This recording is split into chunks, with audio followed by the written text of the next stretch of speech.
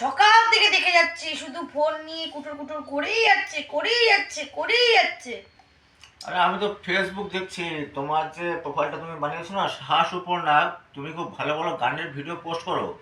আমি ওটাই দেখছি, দেখে আমি ভাবছি ওখানে লাইক কমেন্ট করব আর সবাইকে বলবো যে না একটু তোমার গানগুলো যাতে দেখে। এটাই করছি আমি, আর কি করবো। সকাল থেকে ফেসবুক তুমি দেখেই যাচ্ছ, আর তো তুমি কোনো কাজই করো না। তা আর কি করবো বলো। আর কি করবো মানে? ফেসবুকে শুধু দেখে যাবে?